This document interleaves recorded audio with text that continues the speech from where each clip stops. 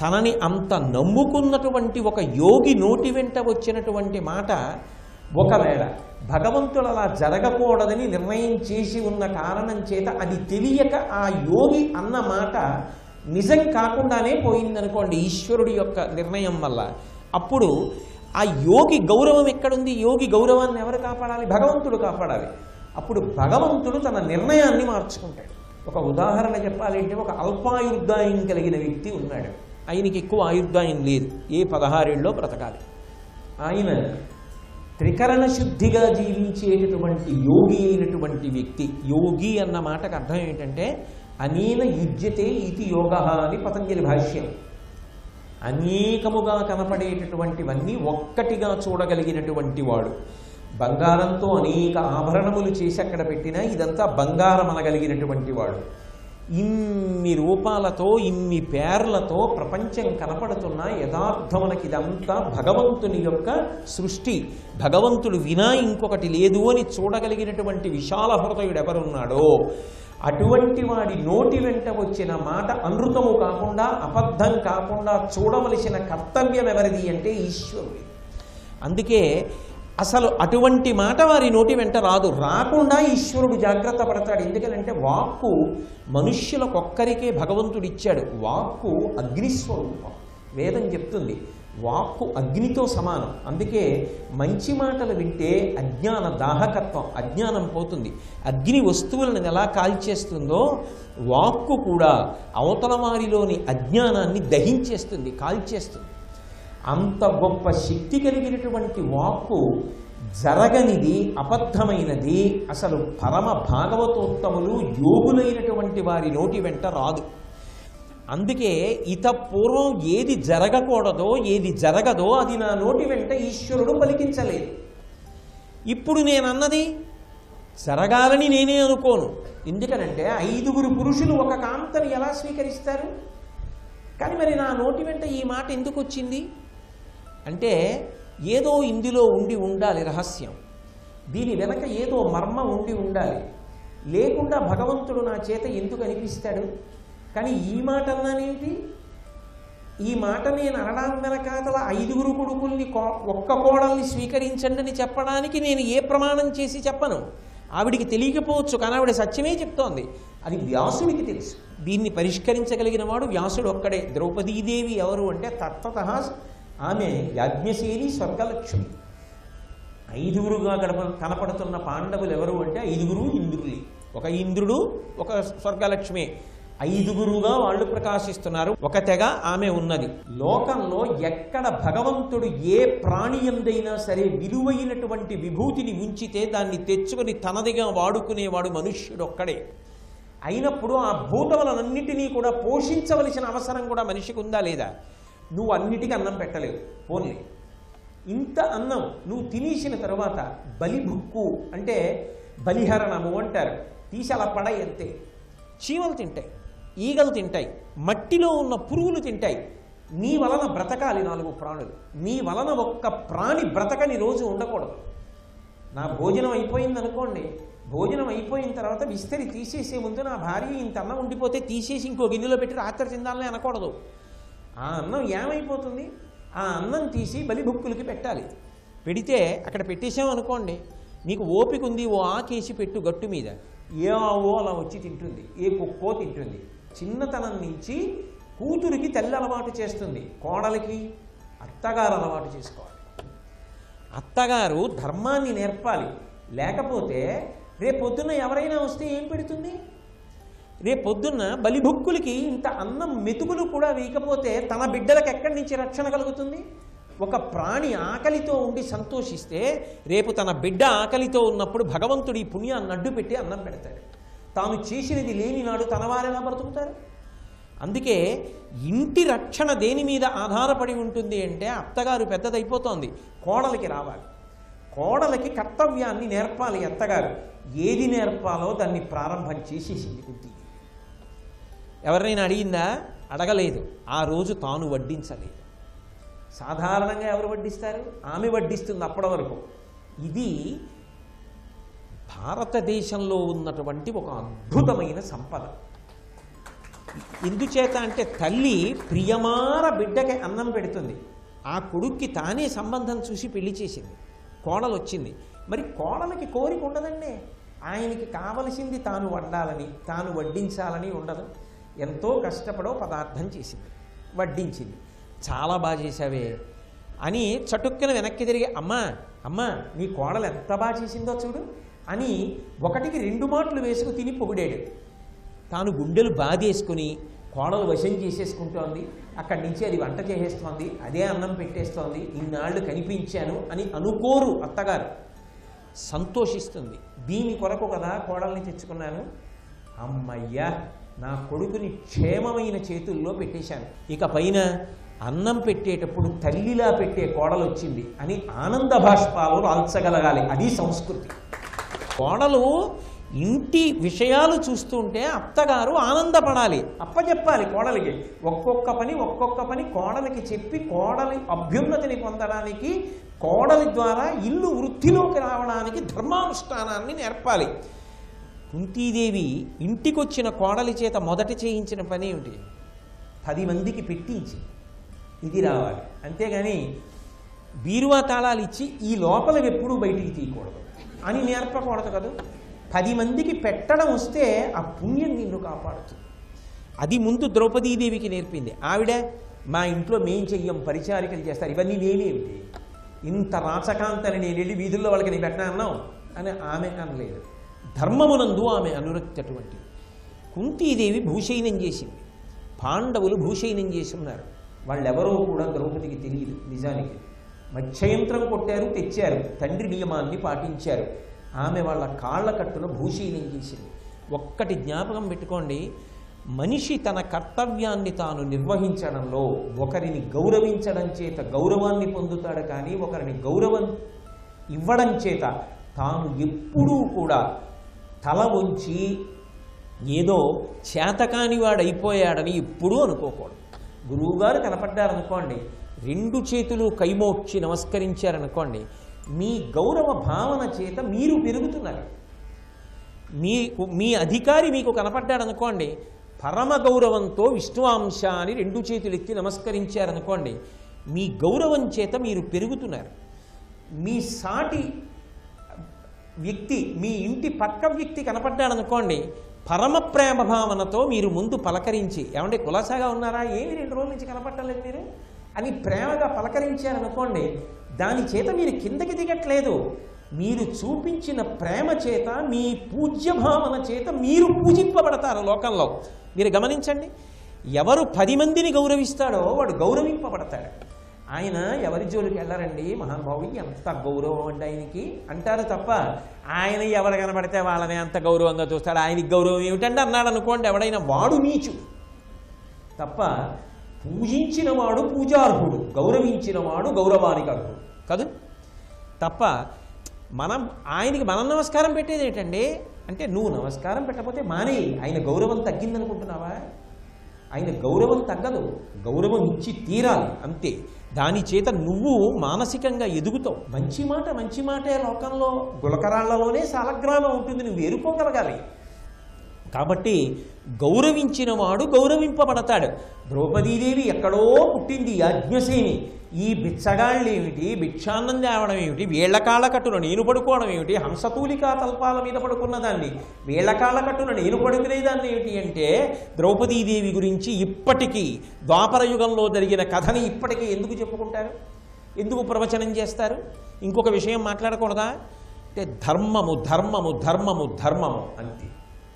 ఆ ధర్మమే మనిషికి రక్ష. ఆ ధర్మాన్ని పట్టుకున్నంతకాలం మనిషి పాడవడు.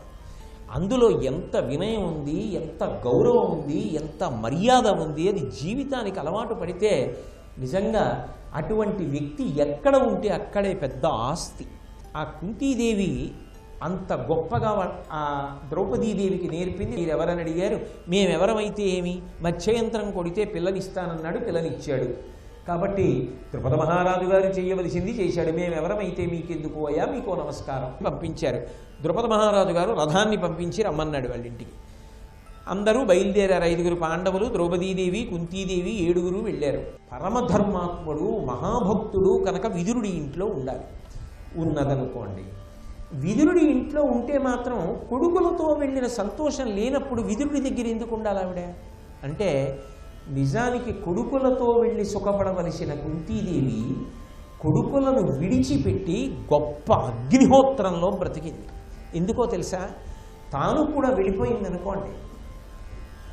5 పాండవులు వెళ్ళిపోయారు, ద్రౌపదీదేవి వెళ్ళిపోయింది, కుంతీదేవి వెళ్ళిపోయింది. 13 సంవత్సరములు కనపడరు. ఈ 13 సంవత్సరములలో దుర్యోధనుడి యొక్క ఆగడాలకు అంతుంటుందా? అందరు రాజుల్ని తన దగ్గరికి చేర్చేసుకుంటాడు. ఇక పాండవులు తిరిగి రారు. 12 ఏళ్ళైన తర్వాత అజ్ఞాతవాసం చేస్తూ ఉండగా ఎక్కడున్నా మేము పట్టుకుంటాం. ఎందుకంటే ద్రౌపదీదేవి కుంతీ వలన ఉనికి తెలుస్తుంది.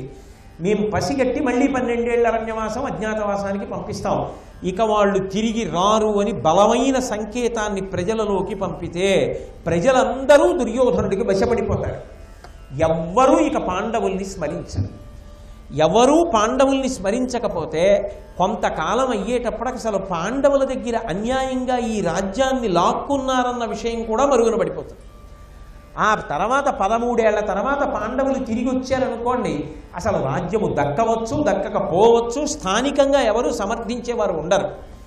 కానీ వాళ్ళు అరణ్యవాసానికి వెళ్ళినా కళ్ళ ముందు దుర్యోధనుడు తిరుగుతున్నా, అన్ని ఆభరణాలు వేసుకున్నా, యుద్ధ ప్రయత్నాలు చేస్తున్నా, పాండవులు క్లేశపడుతున్నారని బాధపడుతున్నా, కొడుకులు కనపడలేదని తాను బెంగ పెట్టుకున్నా, తాను అన్నం తింటుంటే వాళ్ళు తిన్నారో తినలేదో అని అగ్నిహోత్రం దహించేస్తున్నా, తాను అక్కడ రాజమాతగా కనపడుతుంటేనే ప్రజలందరూ పాండవుల్ని తలుచుకుంటారు.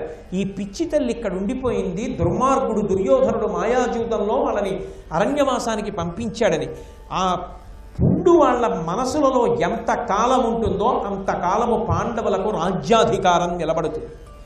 ప్రజల యందు పాండవులు జ్ఞాపకం ఉండిపోయేటట్టుగా చెయ్యాలంటే ఎంత కష్టపడినా తాను ఉండాలి హస్తినాపురంలో. అందుకుంది కుంతీదేవి. తప్ప కేవలము విదురుడి ఇంటిలో ఉండడం ఆవిడ ఉద్దేశ్యం కాదు. అంటే ఒక కన్న తల్లి ప్రేమ ఎలా ఉంటుంది అనేటటువంటి దానికి పరాకాష్ఠ. తాను 2 రకములైన అగ్నిహోత్రాన్ని భరించడానికి సిద్ధపడుతోంది. ఒకటి బాహ్యం, ఎదురుగుండా పంచభక్ష పరమాన్నాలు పెడితే మాత్రం 5 పిల్లలు కోడలు తిన్నారో తినలేదో అన్న ఆక్రోశం కలుగుతుంటే ఆవిడ ఎక్కడ తింటుందండి? ఆ పిల్లలు ఎలా ఉన్నారో అన్న బెంగ కలుగుతుంటే ఆవిడ ఎలా నిద్రపోతుంది? ఆవిడ ఎలా సంతోషంగా ఉంటుంది? మానసికమైన బాధ. ఇక శారీరకమైనటువంటి బాధ ఎక్కడో ఇంద్రప్రస్థ నగరంలో 5 పాండవులకు తల్లి అయి రాజమాత అయి భోగాలు అనుభవిస్తూ సంతోషంగా ఉండవలసినటువంటిది దిక్కులేక విదురుడి ఇంట్లో అక్కడ చేరి ఆయన పెట్టిన అన్నం తింటూ దుర్యోధనుణ్ణి ధృతరాష్ట్రుణ్ణి వీళ్ళందరినీ చూస్తూ కూడా బ్రతకడం శారీరకంగా ఎంత క్లేశం! శారీరక మానసిక క్లేశములను 13 సంవత్సరములు అనుభవించడానికి సిద్ధపడింది ఆ తల్లి. కుంతి లాంటి తల్లి లోకంలో ఉంటుందా? ఏమో ఉండొచ్చు ఎక్కడైనా. నేను ఎలా సిద్ధాంతం చేస్తాను? ఒక తల్లి గొప్పతనం ఏమిటో చెప్పడానికి కుంతీదేవి యొక్క వైభవం అర్థమైతే అమ్మ అన్న 2 అక్షరాల వెనక ఉన్న ప్రేమ తత్వాన్ని కానీ అమ్మతనాన్ని కానీ ఏ కొడుకు నిరసించగలడు? కుంతీదేవి చరిత్ర విన్న ఏ కొడుకైనా ఇంటికెళ్ళి అమ్మ కాళ్ళకి నమస్కారం చేసి కౌగిలించుకోకుండా ఉండగలడా? అమ్మ అన్న 2 అక్షరాలు ఎంత త్యాగం చేయిస్తాయో స్త్రీ చేత. అందుకే స్వామి వివేకానంద ఓసారి విదేశాల్లో మాట్లాడుతుంటే ఎవరో ఒక వ్యక్తి లేచి అన్నాడు, మీ దేశంలో స్త్రీలకు పురుషులతో సమానమైన స్థానం ఉన్నదా అని అడిగాడు. స్వామి వివేకానంద అన్నారు, లేదు అన్నారు. వెంటనే చీ చీ చీ అని ఆందోళన చేస్తూ పెద్దగా అరుపులు అరిచారు, స్త్రీలకు పురుషులతో సమాన స్థానం లేని దేశం అని. ఒక్క నిమిషం ఆగి అంతా అరిచి సద్దుమడిగిన తర్వాత వివేకానందుడు అన్నారు, మా దేశంలో పురుషుల కన్నా స్త్రీలు అధికులు, సమానులు కాదు. ఇలాగే కరతాళధ్వనులతో మారుమోగు. ఈ దేశంలో స్త్రీకి గొప్పతనం కట్టబెట్టబడినది కాదు, సహజముగా ఆమె ఎంత గొప్పదో నిరూపణం చేసుకున్న గాథలను కావ్య పురాణాంతర్గతముగా ఇచ్చి మహోపకారం చేసిన జాతి. కాబట్టి ఇప్పుడు ఆమె విదురుడి ఇంట ఉండిపోవడానికి నిశ్చయించుకుంది. తనకి నమస్కారం చేసినటువంటి పాండవుల 5 చూసి ఆ కుంతీదేవి బాధపడుతోంది. అధిక లజ్జావతాంస్యుల అపగతాభరణాంబరుల ధర్మపరుల అజిన వల్కల ధారుల వరమునివేషుల పాండుకుమారుల భాను నిభుల చూచి దుఃఖితయ్యి సుతులారా ఇట్టి దుర్వ్యసనోపహతులైన వారి మిమ్మున్ చూడక ముందర స్వరలోకమునకేకె పాండు భూపతి పుణ్యభాగియ్యే భక్తి పతితో నపోవ తపంబు చేసే మాద్రి ఏ నేల పోవక మందభాగ్యనైతినని విలాపించుచు అప్పుడు కుంతి ఏడ్చే దుఃఖితులకు చుండ నెల్లవారు. ఆ కుంతీదేవి 5 కొడుకుల వంక కోడలి వంక చూస్తూ ఒక మాట అంది. చాలా సిగ్గుపడిపోతూ ఇంత కష్టపడి ప్రయోజకులు అవ్వాలని పెంచిందమ్మ. ఇటువంటి అమ్మ దగ్గర రాజులుగా బ్రతకవలసిన మనం ఇంత దైన్యమైన స్థితిలో వచ్చి నమస్కారం పెట్టి అరణ్యవాసానికి ఎడుతున్నాం. అమ్మ మనసు ఎంత పగిలిపోయిందో అని సిగ్గుతో తల వంచుకున్న పాండవుల్ని అపగతాభరణాంబరుల కట్టుకున్నటువంటి చీనాంబరములు పట్టుపుట్టములు విప్పేసి ఆభరణములన్నీ తీసి పక్కన పెట్టేసి ధర్మపరుల వాళ్ళు చేతకాని వాళ్ళు కాదు, ధర్మమునకు కట్టుబడిన వాళ్ళు. అజిన వల్కల ధారుల ఆ జింక చర్మాన్ని నారవస్త్రాల్ని కట్టుకున్న వాళ్ళని వరముని వేషుల మునుల యొక్క వేషాన్ని ధరించినటువంటి వాళ్ళు క్షత్రియ కుమారులయ్యుండి మహావీరులయ్యుండి పాండుకుమారుల పాండురాజు యొక్క కుమారుల్ని చూసి భానునిభుల సూర్యబింబంలా ప్రకాశిస్తున్నటువంటి 5 పిల్లలు ఆ అవస్థలో ఉంటే చూచి దుఃఖితయ్యి ఎంతో ఏడుస్తూ ఆమె ఒక మాట అంది. సుతులారా ఇట్టి దుర్వ్యసనోపహతులైన వారి మిమ్ము చూడక ముందర స్వరలోకమునకేగి పాండు భూపతి పుణ్యభాగియ్యే. దుర్వ్యసనములకు అలవాటు పడిన కారణం చేత ఇంత దౌర్భాగ్య స్థితికి దిగజారిపోయే కొడుకుల్ని చూడవలసిన అవసరం లేకుండా మీ నాన్న పుణ్యాత్ముడు కనుక మిమ్మల్ని కనగానే స్వర్గలోకానికి వెళ్ళిపోయాడు. ఈ మాట చాలదండి వీపు చిట్లిపోవడానికి. పాండవులకు పాండురాజు వెళ్ళిపోయాడు. ఇక భక్తి పతితోనపోవ తపంబు చేసే మాద్రి, భక్తితో హాయిగా భర్తతో పాటుగా సహగమనం చేసి మాద్రి వెళ్ళిపోయింది. ఇటువంటి దౌర్భాగ్యులైన కొడుకులు ఉంటారని వాడు ఊహించలేదు. వాళ్ళు అటువంటి బాధ పొందలేదు, సుఖంగా వెళ్ళిపోయారు ఇద్దరు. నేను మాత్రం మందభాగ్యురాల్ని, నాకు ఆ అదృష్టం లేదు. అందుకే మీరు ఇంత దౌర్భాగ్యంగా నా ముందు నిలబడితే, ఇంత దీనంగా నిలబడితే ఆశీర్వదించవలసి వచ్చింది. ఇది చూడవలసిన అదృష్టానికి నేను బతికున్నాను, ఇంతకన్నా దురదృష్టం ఏముంటుంది అని ఆమె ఏడుస్తుంటే కొడుకులు నిజంగా ఆ రోజున ఎన్ని బాధలు పెట్టినట్టు బాధపడి ఉంటారు ఆ తల్లి పొందిన శోకానికి.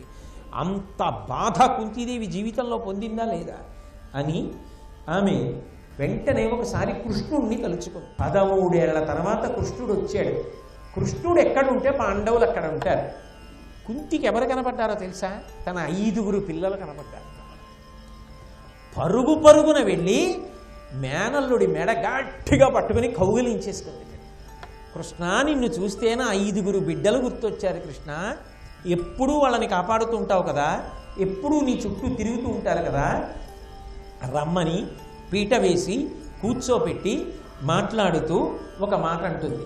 నీ శిక్ష పెరుగుట నీతిమంతులు పుణ్యపరులు శూరులు కదా పాండుసుతులు, సుఖవృత్తి పెక్కండ్రు నూరెల గొలువ ఉండెడువారు ఇడుముల పడుచు నిర్జనంబైన కానలలోనన ఎట్లు నిలిచిరి, నన్ను బెట్టి నా ఎదగొనుచు జనిరి, ఏను వడ్డింపంగ ఇంపార కుడిచి మెత్తని సెజ్జ నిద్రించి వినుత భద్ర గాన కరి బృంహితముల మేల్కాంచునట్టివారు కందమూలంబులాహారములుగా పొదల పుట్టల పడి ఉండి పులుగు మెకము అరవ మెల్కును చుండురే అక్కటకట. ఓ కృష్ణ, నువ్వు ఎక్కడుంటే అక్కడ నా పిల్లలు ఉంటారు కదా, ధర్మ మార్గంలో నడుస్తారు కదా, మహావీరులు కదా, ఎంతో సుఖములు అనుభవించవలసిన వాళ్ళు కదా, మహావీరులైనటువంటి రాజాధిరాజులందరూ కూడా వచ్చి వాళ్ళ పాదములకు నమస్కరించాలి కదా. అటువంటి వాళ్ళు ఎన్ని కష్టాలు పడ్డారో 12 ఏళ్ళు. బిడ్డడి సుఖం కన్నా అమ్మకి బిడ్డ కష్టం కావాలి. ఆయన అధికారాన్ని లోకమంతా చూస్తుంది. ఏ ఉద్యోగమో మా పొద్దున్న పోతే రాత్రి ఎప్పుడో వస్తాడు, ఇంటి పట్టున తినడు. ఇంటి పట్టున తినివాడు ఎన్నాళ్ళు అయిందంటారు? ఆరోగ్యం ఏమైపోతుంది ఈ వయస్సులో వాడు ఇలా తిరిగితే నా చేతులారా ఇవాళ అమ్మయ్య ఎక్కడికి వెళ్ళనమ్మా, ఇంట్లో ఉన్నాడు, వాడికి ఇష్టమని వంకాయ పచ్చిపులుసు చేశాను అని ఆ పచ్చిపులుసు పెట్టుకుని తల్లి ఎంత మురిసిపోతుందో. లోకానికి ఆయన అధికారం కావాలి, అమ్మకి ఆయన కడుపు కావాలి. అమ్మ కాదు, పుట్టి అదే మాట్లాడుతుంది. ఆమె అండి 12 సంవత్సరములు ఏం తిన్నారో ఏం తినలేదు. హంసతూలికా తల్పాల మీద పడుకుని తెల్లవారుజామున మృదువైనటువంటి గీతములను వింటూ, ఏనుగుల యొక్క ఘీంకారములు వింటూ నిద్ర లేవవలసిన వాళ్ళు. ఎక్కడో పక్షులు మృగములు అరుస్తుంటే పొదలలోనూ పుట్టల మీద పడుకుని నిద్రలేచారు. ఎన్ని కష్టాలు పడ్డారు. అక్కడ తలుచుకుంటే నా మనసు తరుక్కుపోతోందయా అంటుంది. ఏమిటి అర్థమైంది మీకు ఈ పద్యంలో? తండ్రికి తల్లికి ఇక్కడ తేడా ఉంది. తండ్రి మాట్లాడాడు అనుకోండి ఈ సందర్భంలో, అమ్మయ్యా పిల్లలు గట్టెక్కారయ్యా, అయిపోయింది అరణ్యవాసం అజ్ఞాతవాసం, ఇకనైనా సుఖపడితే బాగుందంటే. జరిగిపోయినటువంటి కష్టాన్ని తలుచుకుని గట్టెక్కారని తండ్రి సంతోషిస్తాడు.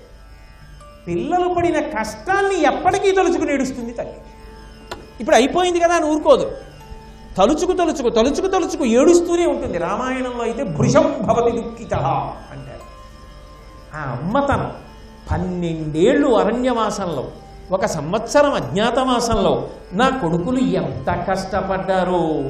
తండ్రి లేని ప్రజలు తల్లిని బాసి పెద్ద యునుగాలము విధమునబడిరి, భంగపాటు దుఃఖపాటును సంకటపాటు కలిగే విరటు పాల పిలప. వాళ్ళు పడిన కష్టాల్ని తలుచుకుని ఏడుస్తోంది పాపం. అసలు వాళ్ళకి తండ్రి లేడు. పుట్టగానే ఇంకా పిల్లలు పెద్దవాళ్ళు అవ్వకుండానే తండ్రి చచ్చిపోయాడు. ఆయన ఉంటే ఇన్ని కష్టాలు ఉండునా?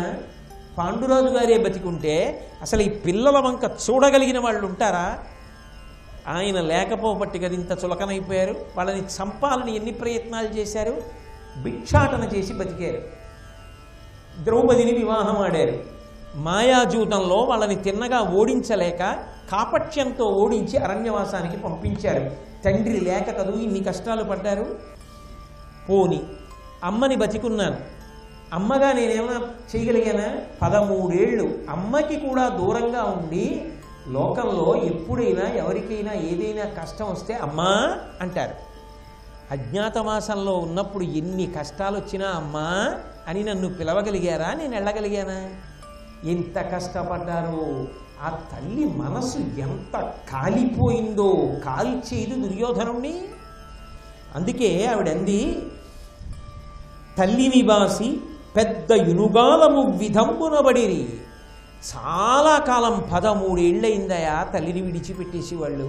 అమ్మని చూడాలి అనిపించినా వెనక్కి రాలేరుగా. ఎంత కష్టపడ్డారయ్యా నా పిల్లలు. అంటే పిల్లలు తనని చూడడానికి రాలేకపోవడం పెద్ద కష్టమని ఎంత పరితాపాన్ని పొందిందో కుంతి. అంతేనా?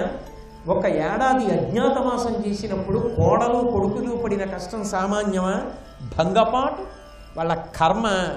ఒకడు వంట చేసే ఆయన, ఒక ఆయన ఆవుల్ని కాసేవాడా, ఒక ఆయనతో కాసేపు కాలక్షేపానికి జూదం ఆడటమా, ఆయనకి ధర్మం చెప్తూ ఉండడమా? దారుణాతి దారుణం. బృహన్నలయ్యి అర్జునుడు ఆ నృత్యం నేర్పడమా? ఏమిటయ్యా నా కొడుకుల బాధ? లోకంలో ఉంటుందా ఇటువంటి కష్టాలు? భంగపాటు దుఃఖపాటు, ఎంత దుఃఖాన్ని అనుభవించి ఉంటారు వాళ్ళు. అసలు చెయ్యవలసిన అవసరం లేని వాళ్ళు ఎన్ని కష్టాలు పడి ఎన్ని చెయ్యకూడని పనులు చెయ్యవలసి వచ్చింది. ఎంత దుఃఖాన్ని పొందారు. సంకటపాటు. అక్కడ ద్రౌపదీదేవి మాలినిగా పనిచేస్తుంటే కీచకుడు ఆవిడ మీద కన్ను వేసి ఆవిడిని ఇబ్బంది పెడుతుంటే, బయటపడితే అజ్ఞాతవాసం పోతుంది, భర్తలకి ఇబ్బంది కలుగుతుందని బయటపడకుండా సూర్యుడికి నమస్కరించుకొని ఎన్ని కష్టాలు పడిందయా. ఎంత గుప్తంగా భీముడు చంపవలసి వచ్చిందయా. ఎంత సంకట స్థితి పడ్డారయ్యా నా పిల్లలు నా కోడలు. పాటు కలిగే విరటు పాల పిదప. ఆ విరాట్ రాజు గారి పాలనలో ఎంత కష్టపడిపోయారయ్యా నా కొడుకులు. మీరు బాగా గమనించండి.